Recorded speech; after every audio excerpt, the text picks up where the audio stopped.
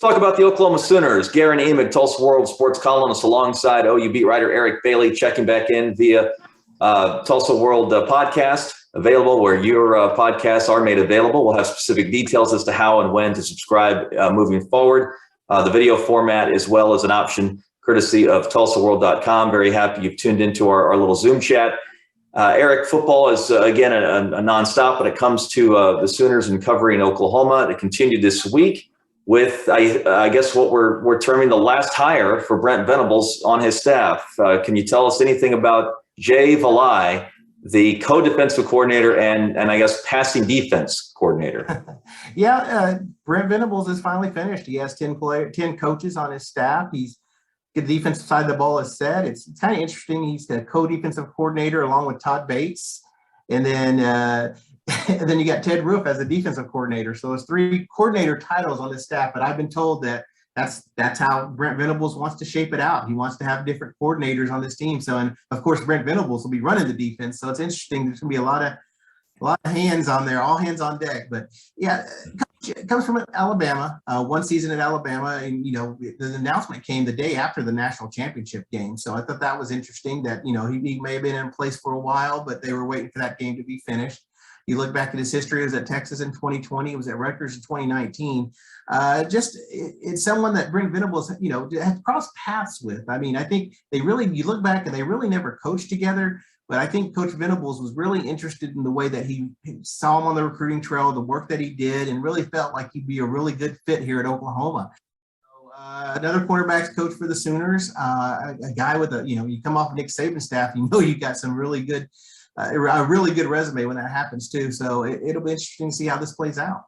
You mentioned the number of coordinators. There might have been some among the OU fan base a little uneasy about that, and they to feel uneasy, all they have to do is look back at Oklahoma State's experience in the Fiesta Bowl when Mike Gundy really didn't delineate a coordinator and then said it'll be a 3-man job between 3 of his assistant coaches. And that got all crossed up as the Cowboys started so poorly against Notre Dame in terms of communication and game plan and whatnot. This is different. This is not, again, there are going to be people who look back at that experience and wonder if there are too many cooks in the kitchen, so to speak, with regard to what Brent is doing. But Brent, remember, is overseeing the whole operation, will have the final say when it comes to defense and if there is a specific play call during a game. I don't assume, in other words, you're going to see the same mayhem at Oklahoma with this situation as you did Oklahoma State in the Fiesta Bowl.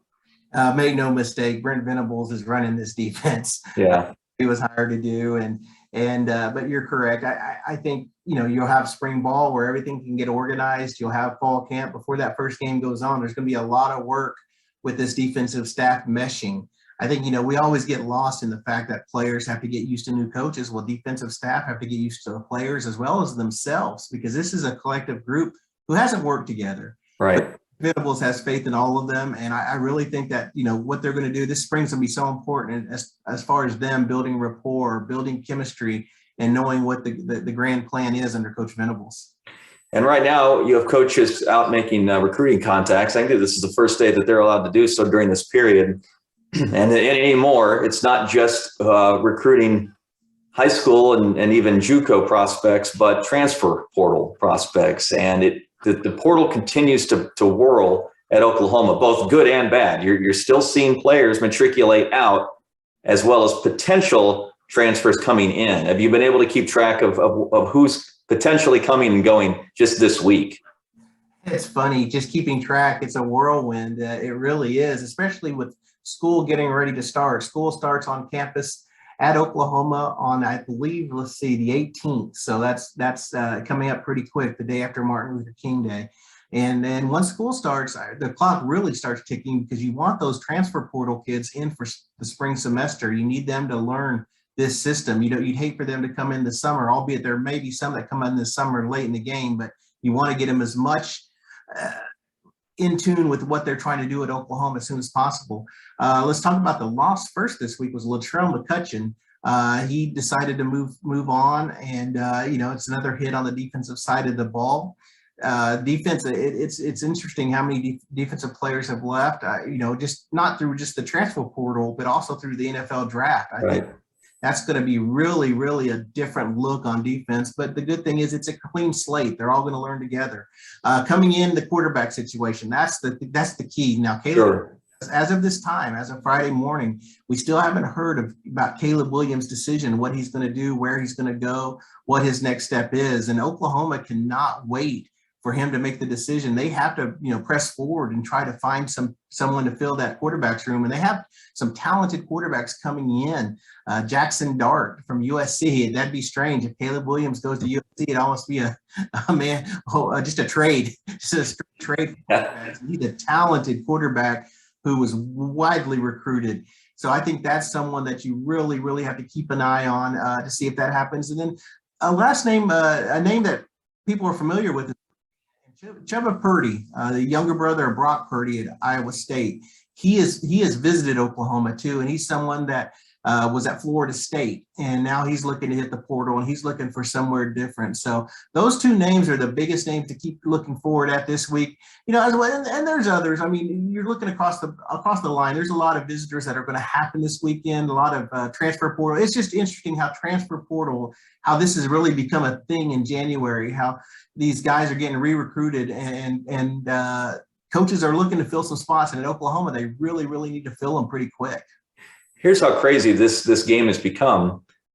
I think it was 2 years ago, I wrote an offseason column about a linebacker named Drew Sanders, who was a hotshot prospect out of Texas at the time, who had committed to Oklahoma, was headed, I think, to Oklahoma, and then flipped to Alabama, with a wild card in that equation being Mike Stoops, and the fact that he had joined Nick Saban's staff as an analyst at the time. And I remember speaking to our mutual friend, Josh McQuistion, who does such a great job covering recruiting for Soonerscoop.com, trying to get to what role Stoops may have played, and whether indirectly or not in something like that. And here now, it's Sanders transferring back from Alabama, potentially, and we say potentially, to Oklahoma. It's a crazy backstory, but it would be a pretty important player for Oklahoma to add if they were to pull this off. Yeah, and I think Drew Sanders is another that's going to visit Oklahoma and meet with the coaching staff. And his type of play, you're looking at one of the best players in Texas in that 2020 class.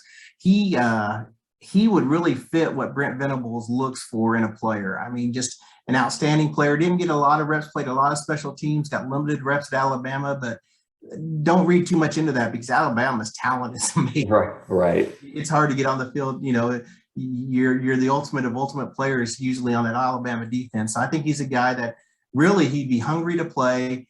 Brent Venables would love to add him to this team. And I think that's just one of those kids you really, really have to watch and keep an eye on. That's a blast from the past. You're right. 2 years ago, he was an Oklahoma commitment before everything changed.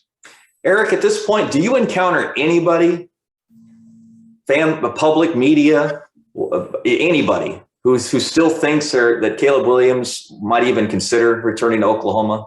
Or has everyone accepted the reality at this point? When I say everyone, I mean everyone. Yeah, I really think everyone has really accepted that reality. The only interesting thing is he hasn't made his decision yet. He hasn't gone public where this is where he's going to school.